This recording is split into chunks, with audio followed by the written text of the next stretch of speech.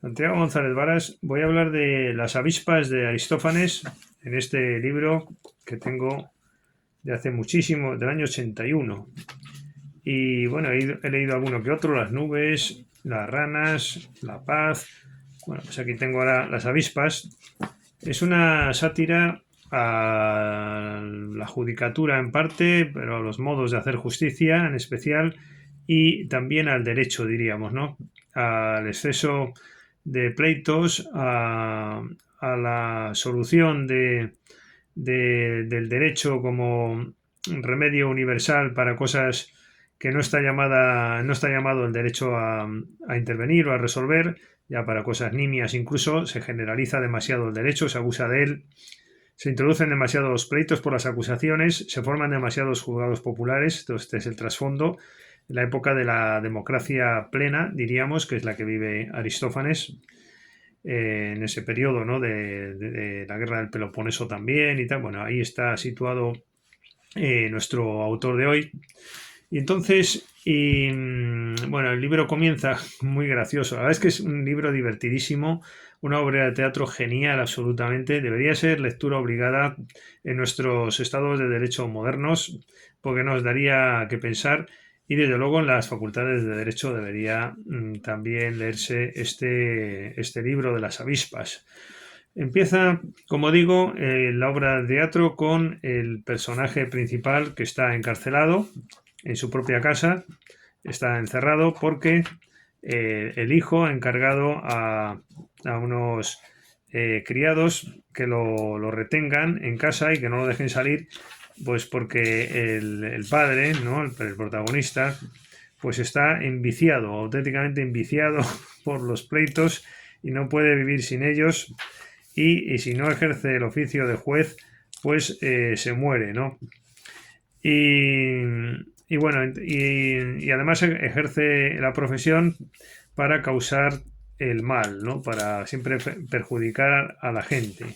En ese exceso de juridificación social que se está viviendo en Atenas en ese momento.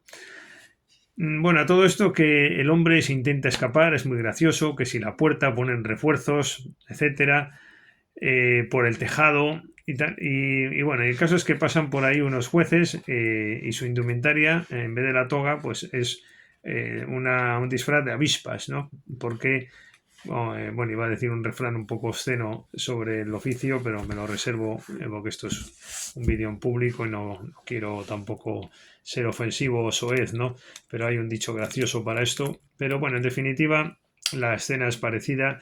Los jueces van vestidos de avispas y en el fondo es porque van siempre en grupitos entre ellos, buscando sus intereses según Aristófanes y picando y pinchando y fastidiando, ¿no?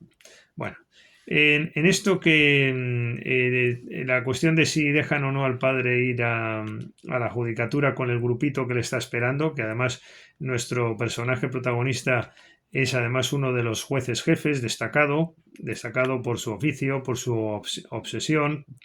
Bueno, pues va a depender de si va o no con las avispas, de los discursos de él mismo, defendiendo su causa, de que quiere ir y por qué razones. Muy griego todo esto, la oratoria, ¿verdad? Va a depender también del discurso del hijo y del discurso y parecer de las avispas, ¿no? De los demás jueces que están ahí para acompañarle y llevárselo, ¿no? Y porque es además un miembro del grupo imprescindible. Bueno, todo esto empieza a hablar el juez y se entusiasma uno hablando, ¿no? Y convence. Esto es muy griego también, todos convencen, ¿no? La epogé, ¿no? Se llamaba en Grecia esto, creo, cuando todos tienen razón. Bueno, entonces se habla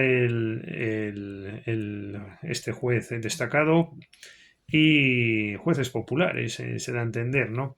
Y por un sistema de votación. Bueno, entonces el caso es que convence. Después habrá el grupito, convence también, pero habrá el hijo y es el que más convence hasta el punto de que el padre queda arruinado mentalmente, ¿no? Porque sus creencias se vienen abajo en principio, porque viene a decir, dice, hombre, pero tú no te das cuenta de lo que te están pagando a ti, que ya sé que vas por un dinerillo también, no todo es vocación, aunque este juez era distinto porque iba sobre todo por vocación. Pero Pero dice, ¿qué te están pagando? No te pagan nada. A diferencia de esto de otros jueces y tal, empieza a contar, bueno, una crítica social del momento. Esto afortunadamente se ha erradicado, ¿no? de la posible corruptelas o prebendas que puedan influir en los veredictos, etcétera, ¿no? Y entonces este se considera en nuestro protagonista maltratado por las circunstancias de que cobra poco. La verdad es que es todo un cachondeo y una gracia tremenda, ¿no? Sobre todo para los que nos dedicamos al derecho, es un libro mundial, vamos. Y entonces resulta eh, que le dice, bueno, queda hundido en la miseria el pobre juez. Y entonces, ¿y cuál es mi solución ahora y tal? Y el hijo, que es un tipo que está en todo, dice, porque está muy preocupado por el padre, ¿no? Como vemos. Bueno, es una comedia. Y le dice, pues mira, vas a ser juez en tu casa, ¿no? Y esto es una sátira también de que ya había una profesión de juez tan espontánea que estaba en todos los ámbitos de la vida, hasta en la propia casa. Y de hecho se dice así, bueno, ya un juez por casa, ¿no? Y tal. Bueno, entonces ahí resulta que un perro se come un queso de Sicilia y entonces se monta un juicio contra el perro. Bueno, esto es muy gracioso, graciosísimo. Y el hijo resulta que le engaña a la hora de votar al juez y resulta suelto, ¿no? El condenado, ¿no? Aunque ahí hay unas defensas por parte del hijo que hace de abogado defensor del perro, de lo buenos que son los perros y tal. Pero así todo, el juez no tiene que condenarlo porque es su instinto. Y a la hora de votar lo que pasa es que lo lleva y le medio engaña el hijo al padre y vota a favor de la absolución y entonces ahí se desmaya el padre. ¿Cómo he podido absolver a un inocente?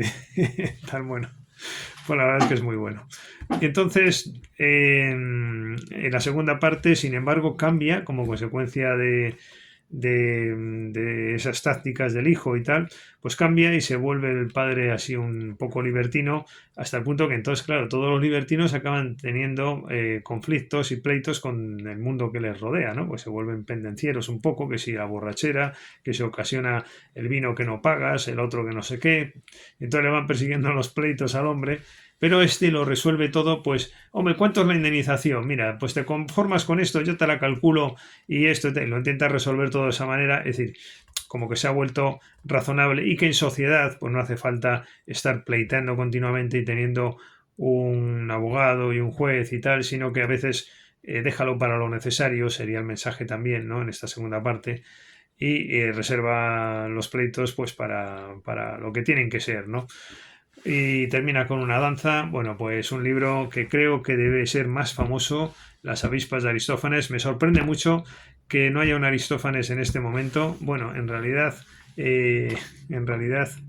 bueno, creo que yo soy un poco Aristófanes, pero poco y comedido y muy respetuoso. Pero, por ejemplo, aquí en Juicio un abogado incrédulo, pues expreso mi opinión. Yo coincido en el pensamiento con los griegos plenamente, creo que lo tenían todo esto mejor resuelto.